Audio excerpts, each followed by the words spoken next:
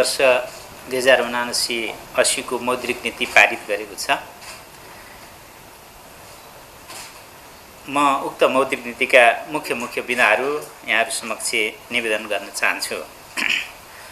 समष्टिगत आर्थिक स्थायित्वमा देखिएको चुनौतीलाई मध्यनजर गरी आर्थिक वर्ष 2079-80 को मौद्रिक नीति तयार गरिएको छ। यसको कार्यदिशा तय गर्दा मुख्य रूपमा मूल्यमा परेको चाप र बढ्दो चालु खाता एवं शोधनान्तर घाटाका कारण बाह्य क्षेत्रमा परेको दबावलाई केन्द्रमा राखिएको छ। साथै यो मौद्रिक नीति तर्जुमा गर्दा नेपाल सरकारको नीति तथा कार्यक्रम, बजेटका लक्ष्य र प्राथमिकता, मुलुकको वर्तमान आर्थिक तथा वित्तीय स्थिति एवं सम्भावित परिदृश्यका अतिरिक्त सरोकारवालाहरूबाट प्राप्त राय सुझावहरूलाई समेत ध्यान दिइएको छ। म अब आर्थिक वर्ष 2078-79 मा लिएका मौद्रिक नीतिको समीक्षा छोटकरीमा निवेदन गर्न चाहन्छु। आर्थिक वर्ष 2078-79 मा विस्तृत मुद्रा प्रदायको वार्षिक वृद्धि दर 18% हुने प्रक्षेपण रहेकोमा 2079 जेठ मसान्तमा वार्षिक बिन्दुगत वृद्धि दर 9% कायम भएको छ। आर्थिक वर्ष 2078-79 मा मौद्रिक क्षेत्रबाट प्रभाव हुने निजी क्षेत्रतर्फको कर्जाको वृद्धि दर 19% हुने प्रक्षेपण रहेकोमा 2079 जेठ मसान्तसम्ममा वार्षिक बिन्दुगत वृद्धि दर 16% कायम भएको छ। बैंक तथा वित्तीय संस्थाहरूको अन्तर्ब्याङ्क दर 4% देखि 7% को करिडरभित्र कायम गर्ने मौद्रिक नीतिको विद्यमान सञ्चालन लक्ष्य रहेकोमा 2079 आसारमा यस्तो भारित औसत अन्तर्ब्याङ्क दर 7% रहेको छ। आर्थिक वर्ष 2078-79 मा यस ब्याङ्कबाट रु 9,702 अर्ब 41 करोड बराबरको तरलता प्रवाह भएको छ। अब म आर्थिक वर्ष 2079-80 को समग्र परिदृश्य व्याख्या गर्न चाहन्छु। मौद्रिक नीति 2078-79 को तेस्रो त्रैमासिक समीक्षा गर्दाको समयमा देखिएको अन्तर्राष्ट्रिय आर्थिक परिदृश्य यथावतै रहेको छ। रुस युक्रेन युद्धले अन्तर्राष्ट्रिय आर्थिक वातावरणलाई अनिश्चित बनाएको छ भने मूल्यमा चाप पर्दै गइरहेको छ। फलस्वरूप सन् 2022 र सन् 2023 मा विश्व उत्पादन र व्यापारको विस्तारमा कमी आउने प्रक्षेपण रहेको छ। मूल्यमा परेको चाप र कसिलो नीतिगत व्यवस्थाका कारण विकसित तथा उदयमान मुलुकहरूमा ब्याज दरहरू थप बढ्नुका साथै विश्व अर्थतन्त्र नै आर्थिक मन्दीमा जान सक्ने अनुमान विश्व ब्याङ्क तथा अन्तर्राष्ट्रिय मुद्रा कोषको रहेको छ। नेपालमा कोभिड सङ्क्रमण कम हुनुका साथै यस विरुद्धको खोप सहज रूपमा उपलब्ध भएको छ। पर्यटक आगमनमा सुधार आउन थालेको छ। रोजगारीको लागि बाह्य मुलुक जाने नेपालीहरूको सङ्ख्या बढेको छ। स्थानीय तहको निर्वाचन सम्पन्न भइसकेको छ भने सङ्घीय संसद तथा प्रदेश सभाको चुनाव हुन गइरहेको छ। यसले गर्दा आन्तरिक माग बलियो रहने देखिन्छ। साथै निर्माणाधीन केही जलविद्युत परियोजनाहरू सम्पन्न भई करिब 700 मेगावाट विद्युत राष्ट्रिय प्रसारण प्रणालीमा थप हुने क्रममा रहेको छ। उपयुक्त पृष्ठभूमि तथा बजेट वक्तव्य 2079-80 मा समावेश भएका नीतिगत व्यवस्था र कार्यक्रम कार्यान्वयनका अतिरिक्त उद्योगको क्षमता उपयोग समेत बढ्ने आधारमा आर्थिक वृद्धि औसतभन्दा उच्च रहने देखिन्छ। तथापि रासायनिक मलको अभाव, बाह्य क्षेत्रमा रहेको दबाव, तरलता सङ्कुचन र मूल्य वृद्धि जस्ता पक्षहरूले अपेक्षित आर्थिक वृद्धि हासिल गर्ने दिशामा भने केही चुनौती सिर्जना गर्ने देखिएको छ। अब म आर्थिक वर्ष 2079-80 को मौद्रिक नीतिको स्वरूप, मौद्रिक कार्यदिशा निवेदन गर्न चाहन्छु। मूल्य र बाह्य क्षेत्र स्थायित्व कायम राख्दै समष्टिगत आर्थिक स्थायित्व प्रवर्धन गर्ने र वित्तीय साधनलाई उत्पादनशील क्षेत्रमा प्रवाह गराई उत्पादकत्व अभिवृद्धि मार्फत आर्थिक वृद्धिलाई सहयोग पुर्याउने गरी मौद्रिक नीतिको कार्यदिशा सजगतापूर्वक कसिलो राखिएको छ। कर्जा कुल गार्हस्थ उत्पादन अनुपात उच्च रहेको सन्दर्भमा कर्जा वृद्धि भन्दा पनि कर्जालाई उत्पादनशील क्षेत्रमा प्रवाह गराउनेतर्फ मौद्रिक नीतिको प्राथमिकता रहनेछ। कोभिड-19 सङ्क्रमणको समयमा लिएका सहज नियामकीय व्यवस्थाहरूलाई क्रमशः कटौती गर्दै विवेकशील नियामकीय मापदण्ड अनुरूप बनाइनेछ। कृषि लगायतका उत्पादनशील क्षेत्र, निर्यात र कोभिड महामारीबाट पुनरुत्थान हुन बाँकी अति प्रभावित क्षेत्रमा मात्र उपलब्ध गराउने गरी पुनर्कर्जा सुविधालाई पुनरावलोकन गरिनेछ। साना घरेलु लघु तथा मध्यम उद्यमहरूको लागि कर्जा पहुँच बढाई कर्जाको अधिक केन्द्रीकरण क्रमशः कम गर्नेतर्फ मौद्रिक नीतिको जोड रहनेछ। साथै निश्चित उत्पादनशील क्षेत्र र व्यापारिक क्षेत्रमा प्रवाह हुने कर्जाको ब्याज दरमा अन्तर कायम गरिनेछ।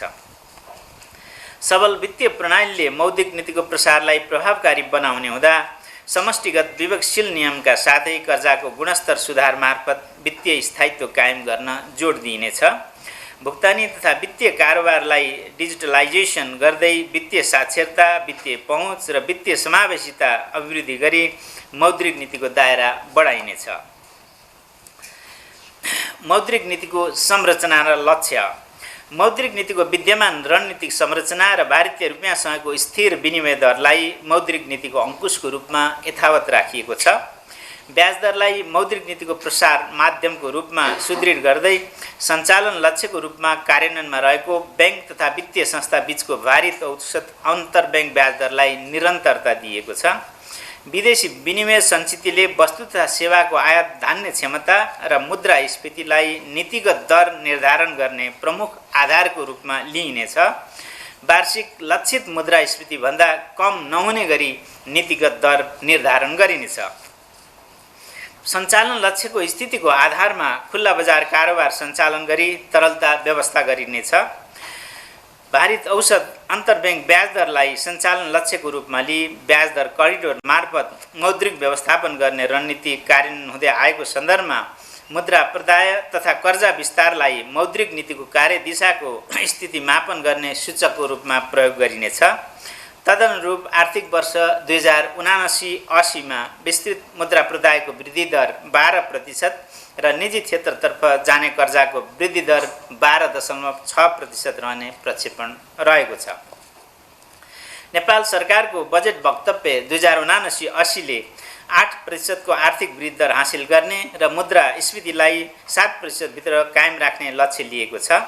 नेपाल जस्तो सानो र आयातमा आधारित खुला अर्थतन्त्र भएको मुलुकले सुविधाजनक स्तरमा विदेशी विनिमय सञ्चित कायम गर्नुपर्ने बाध्यतालाई मध्यनजर गरी 7 महिनासम्मको वस्तु तथा सेवा आयात धान्न सक्ने विदेशी विनिमय सञ्चित कायम राख्दै माग पक्षबाट मूल्यमा चाप पर्न नदिई लक्षित आर्थिक वृद्धि हासिल गर्न सहयोग पुर्याउनु मौद्रिक नीतिको लक्ष्य हुनेछ।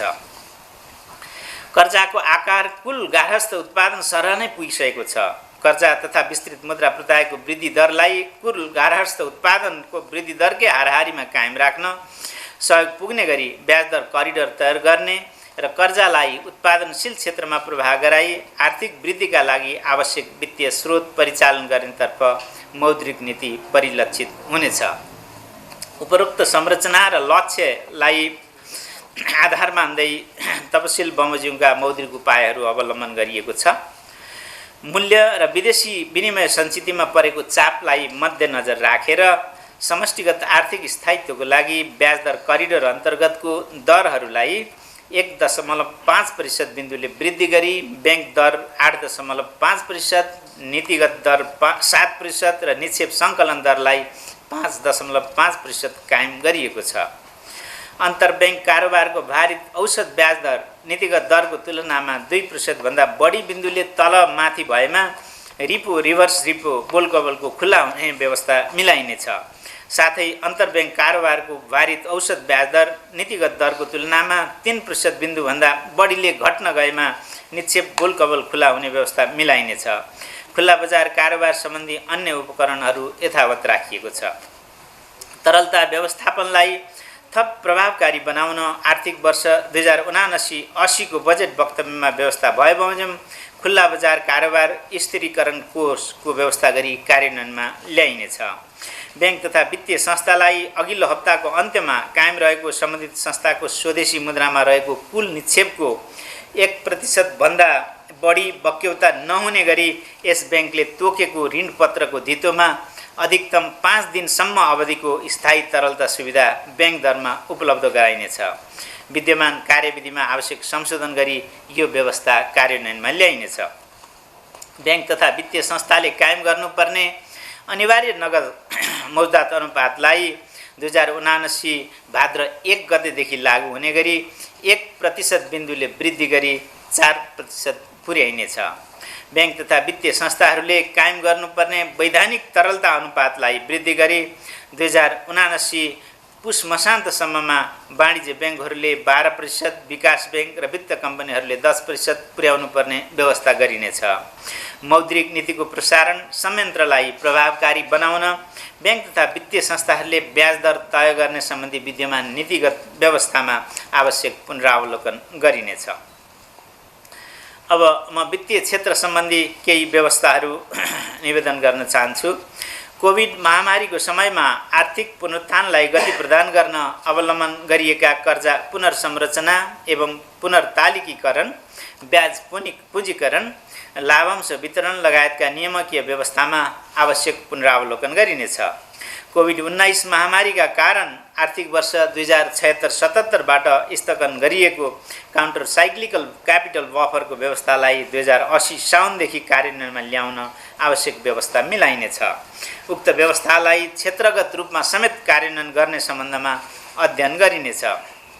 वाणिज्य ब्याङ्क र लघुवित्त वित्तीय संस्थाहरू एक आपसमा आफ्नै वर्गभित्र गाभी वा प्राप्तिमा गई 2079 पुस मसान्तभित्र एकीकृत कारोबार सञ्चालन गरेमा मात्र यस ब्याङ्कबाट प्रदान हुँदै आएको मर्जर तथा प्राप्ति सम्बन्धी छुट तथा सुविधा उपलब्ध हुने व्यवस्था मिलाइनेछ।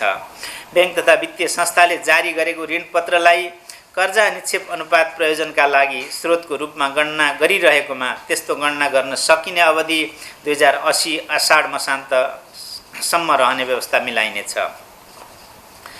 ब्याङ्क तथा वित्तीय संस्थाबाट ठुला कर्जा उपभोग गर्दै आएका ऋणीहरूको पहिचान गर्न लार्ज एक्सपोजर फ्रेमवर्क तयार गरिनेछ। साथै ठुला ऋणीहरूले ब्याङ्किङ प्रणालीबाट उपभोग गरिरहेको कर्जाको अनुगमनलाई थप प्रभावकारी बनाइनेछ। विद्यमान एकल ग्राहक कर्जा सम्बन्धी सीमालाई पुनरावलोकन गरिनेछ। समष्टिगत आर्थिक चरहरूमा आउने उतार चढावका कारण ब्याङ्किङ क्षेत्रमा आउने दबाव परीक्षण गर्न म्याक्रो स्ट्रेस टेस्टिङ फ्रेमवर्क तयार गरी कार्यान्वयनमा ल्याइनेछ। ब्याङ्क तथा वित्तीय संस्थाले कर्जाको लागि सुरक्षण राखिएको सम्पत्तिको बिमा गराउँदा बिमा दाबीले कर्जा रकम खाम्ने गरी बिमा गराउनु पर्ने व्यवस्था गरिनेछ। ब्याङ्क तथा वित्तीय संस्थाबाट अधिकतम रु 5 करोडसम्म कर्जा उपभोग गरेका उद्यम व्यवसायहरूले 2079 आषाढ मसान्तसम्म तिर्नुपर्ने कर्जाको सामा तथा ब्याज 2079 असोज मसान्तसम्म भुक्तानी गरेमा प्यानल ब्याज लिन नपाउने व्यवस्था गरिनेछ। उत्पादनशील र व्यापारिक क्षेत्रमा जाने कर्जाको ब्याज दरमा भिन्नता ल्याइनेछ।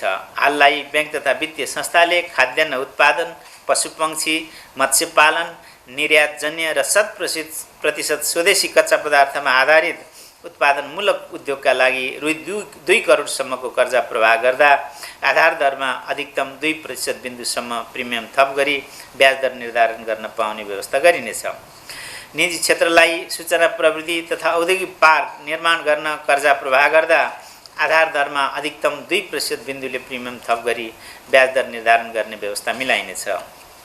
पूर्वाधार क्षेत्रमा लगानी गर्ने गरी स्थापित नेपाल पूर्वाधार विकास ब्याङ्कको लगानी क्षमता वृद्धिका लागि पूर्वाधार क्षेत्रमा नै लगानी गर्ने गरी स्थापना भई सञ्चालनमा रहेका अन्य वित्तीय संस्थासँग मर्जर तथा प्राप्ति मार्फत चुक्ता पुँजी वृद्धि गर्न प्रोत्साहित गरिनेछ।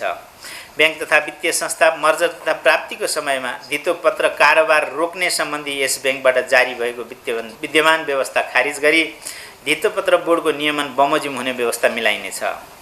सेयर धितो राखी प्रवाह हुने मार्जिन कर्जाको एकल ग्राहक सीमा एउटा वा सबै इजाजत पत्र प्राप्त वित्तीय संस्थाहरूबाट लिन सक्ने गरी अधिकतम सीमा रु 12 करोड कायम गरिनेछ। सेयर ब्रोकर मार्फत नियमित र व्यवस्थित हुँदै गएपछि यस्तो मार्जिन कर्जा सम्बन्धी व्यवस्था हटाइनेछ। सेयर धितोमा प्रवाह हुने कर्जाको जोखिमबार रु 25 लाखसम्मको कर्जाको हकमा 100% र सोभन्दा माथिको कर्जाको हकमा जोखिमबार 150% राख्नुपर्ने व्यवस्था यथावत राखिएको छ। सम्पत्ति शुद्धिकरण तथा आतंकवादी क्रियाकलापमा वित्तीय लगानी निवारण सम्बन्धमा अन्तर्राष्ट्रिय समन्वय संयन्त्रलाई थप सबल बनाउँदै लैजान आवश्यकता अनुसार सम्बन्धित निकायहरूबीच समन्वय बढाइनेछ। आर्थिक वर्ष 2079-80 को बजेट वक्तव्यमा व्यवस्था भए बमोजिम यस बैंकको सुपरिवेक्षकीय दायरा बाहिर रही वित्तीय कारोबार गर्ने बचत तथा ऋण सहकारी र गैर सरकारी संस्थाहरूको प्रभावकारी नियमन, निरीक्षण तथा सुपरिवेक्षणका लागि दोस्रो तहको नियामक निकाय स्थापना सम्बन्धमा आवश्यक सहजीकरण गरिनेछ। ग्रीन फाइनेन्सिङलाई प्रोत्साहन गर्न, हरित बन्ड निष्कासन गर्ने, जलवायु जोखिम रिपोर्टिङ गर्ने, सोसँग सम्बन्धित पुँजी आवश्यकता पहिचान गर्ने लगायतका विषयहरूलाई समावेश गरेर ग्रीन ट्याक्सोनोमीको मस्यौदा तर्जुमा गरिनेछ। वैदेशिक रोजगारीका लागि विदेश जाने नेपालीहरूले विदेशी मुद्रा सट्टै सुविधा प्राप्त गर्न अनिवार्य रूपमा ब्याङ्क खाता हुनुपर्ने लगायत विप्रेषण औपचारिक माध्यमबाट स्वदेश भित्र्याएको प्रमाणका आधारमा विभिन्न सेवा तथा सुविधा उपलब्ध हुने व्यवस्था गर्न नेपाल सरकारका सम्बन्धित निकायहरूसँग आवश्यक समन्वय गरिनेछ। ब्याङ्किङ भुक्तानी उपकरणमा विद्यमान विभिन्न विद्युतीय तथा डिजिटल कार्ड धारकहरूले विदेशी ब्याङ्कबाट जारी यस्तै कार्डबाट नेपाली ब्याङ्क तथा वित्तीय संस्थाहरूले जारी गरेको कार्डमा विप्रेषण प्राप्त गर्न सक्ने गरी आवश्यक नीतिगत व्यवस्था गरिनेछ। सूचना प्रविधि लगायतका सेवा निर्यात गरी परिवर्तित विदेशी मुद्रा भित्र्याउने कार्यलाई प्रोत्साहित गर्न आवश्यक नीतिगत व्यवस्था गरिनेछ। केही वस्तुहरूको आयातको लागि प्रतिपत्र खोल्दा नगद मार्जिन राख्नुपर्ने विद्यमान व्यवस्थालाई क्रमिक रूपमा पुनरावलोकन गर्दै लगिनेछ। ब्याङ्क तथा वित्तीय संस्थाले वस्तु आयातका लागि ड्राफ्ट टिटी जारी गर्दा वा प्रतिपत्र खोल्दा सम्बन्धित वस्तुको अन्तर्राष्ट्रिय बजार मूल्य र प्रोफर्मा मूल्य बीच विश्लेषण गरेर मात्र जारी गर्ने अथवा खोल्नुपर्ने व्यवस्था गरिनेछ। पुनर्कर्जा कृषि लगायतका उत्पादनशील क्षेत्र, लघु उद्यम, निर्यात र कोभिड महामारीबाट पुनरुत्थान हुन बाँकी अति प्रभावित क्षेत्रमा प्रभावित कर्जालाई पुनर्कर्जा सुविधा उपलब्ध गराउने गरी निरन्तरता दिइनेछ। पुनर्कर्जा सुविधालाई क्रमशः कम गर्दै 2081 आषाढ मसान्तसम्ममा सम्बन्धित कोषको मौजदात बराबर हुने गरी उपलब्ध गराइनेछ। आर्थिक वर्ष 2079-80 को बजेट वक्तव्यमा उल्लेखित सहुलियतपूर्ण कर्जा सम्बन्धी कार्यक्रमहरू नेपाल सरकारबाट स्वीकृत कार्यविधि बमोजिम कार्यान्वयन गरिनेछ। स्टार्टअप व्यवसायमा कर्जा पहुँच बढाउन वैकल्पिक वित्तका स्वरूपहरू जस्तै peer to peer lending, crowd funding सम्बन्धमा अध्ययन गरिनेछ। ब्याङ्क तथा वित्तीय संस्थाले लघुवित्त वित्तीय संस्थाहरूलाई विपन्न वर्ग कर्जा अन्तर्गत थोक कर्जा प्रवाह गर्दा आधार दरमा 2% बिन्दुसम्म मात्र प्रिमियम थप गरी ब्याज दर निर्धारण गर्नुपर्ने व्यवस्था गरिनेछ। लघुवित्त वित्तीय संस्थाहरूले आफ्नो पुँजी कोष बराबरको ऋणपत्र जारी गरी स्रोत परिचालन गर्न सक्ने व्यवस्था गरिनेछ। आर्थिक वर्ष 2079-80 को बजेट वक्तव्य बमोजिम कृषि कर्जामा सहज पहुँच पुर्याउने उद्देश्यले स्थापना हुने लघुवित्त कोषको कानुनी, संस्थागत र कार्य सञ्चालन ढाँचा अनुसार कार्यान्वयनमा सहजीकरण गरिनेछ। विद्युतीय भुक्तानी कारोबारलाई प्रोत्साहन गर्दै लैजाने कार्यलाई निरन्तरता दिएको छ। आर्थिक वर्ष 2079-80 लाई विद्युतीय भुक्तानी कारोबार प्रवर्धन वर्षको रूपमा मनाउन आवश्यक संस्थागत समन्वय गरिनेछ। इनोभेसन सेन्टर र रेगुलेटरी स्यान्डबक्स स्थापना सम्बन्धी अध्ययन गरिनेछ। आर्थिक वर्ष 2079-80 को बजेट वक्तव्य बमोजिम पूर्ण डिजिटल ब्याङ्किङको स्थापना गर्न नेपाल राष्ट्र ब्याङ्क ऐन 2058, ब्याङ्क तथा वित्तीय संस्था सम्बन्धी ऐन 2073 को संशोधन तथा आवश्यक अन्य विशेष ऐन एवं संस्थागत संरचना तयार गर्ने सम्बन्धमा आवश्यक कार्य गरिनेछ। भुक्तानी सम्बन्धी कार्य गर्ने अनुमति प्राप्त संस्थाहरू एक आपसमा गाभिनेता प्राप्ति गर्ने, यस्ता संस्थाहरूमा तोकिएको सीमासम्म वैदेशिक लगानी भित्र्याउने लगायत अनुमति सम्बन्धी विद्यमान नीतिगत व्यवस्था पुनरावलोकन गरिनेछ। अन्त्यमा आन्तरिक उत्पादनको तुलनामा तीव्र रूपमा विस्तार भएको समग्र मागका कारण चालू खाता एवं शोधनान्तर घाटा उल्लेख्य बढ्न गएकोले बजारबाट तरलता प्रसूचित हुन गई ब्याज दरमा दबाव पर्न गएको छ। अन्तर्राष्ट्रिय आर्थिक परिदृश्य, रुस युक्रेन युद्ध, इन्धनको मूल्य वृद्धि, आन्तरिक उत्पादन तथा समष्टिगत मागको स्थिति, आयात तथा विप्रेषण अपराहको प्रवृत्ति आदिलाई दृष्टिगत गर्दा मूल्य तथा बाह्य क्षेत्रमा परेको चाप केही समयसम्म कायम नै रहने देखिन्छ। यसर्थ मूल्य तथा बाह्य क्षेत्र सम्बन्धी परिदृश्य र आर्थिक वृद्धिको लक्ष्यलाई दृष्टिगत गरी मौद्रिक नीतिको कार्यदिशालाई सजगतापूर्वक ढङ्गले कसिलो राखिएको छ। यसबाट समष्टिगत आर्थिक स्थायित्व कायम राख्दै आर्थिक क्रियाकलापहरू चलायमान बनाइराख्न सहयोग पुग्ने अपेक्षा राखिएको छ। यस मौद्रिक नीतिको कार्यान्वयनबाट आन्तरिक तथा बाह्य स्थायित्व कायम राख्न सहयोग पुग्ने विश्वास रहेको छ। मुद्रास्फीति तथा विदेशी विनिमय संचितले आयात धान्य क्षमतामा आउने परिवर्तनका आधारमा मौद्रिक नीतिको त्रैमासिक समीक्षा गर्दा मौद्रिक उपायहरूमा आवश्यकता अनुसार परिवर्तन गरिनेछ। आर्थिक वर्ष 2079-80 को यो मौद्रिक नीति तर्जुमाको क्रममा सहयोग पुर्याउने नेपाल सरकारका निकायहरू, उद्योग व्यवसायसँग सम्बन्धित सङ्घ संस्थाहरू, ब्याङ्क तथा वित्तीय संस्थाहरू, विद्वत वर्ग, सञ्चार माध्यम लगायत सबै सरोकारवालालाई धन्यवाद ज्ञापन गर्दै यो मौद्रिक नीतिमा व्यवस्था गरिएका नीति तथा कार्यक्रमहरूको कार्यान्वयनमा सदाझैँ सबैको सहयोग रहने यस ब्याङ्कको विश्वास रहेको छ। हस्त धन्यवाद, नमस्कार।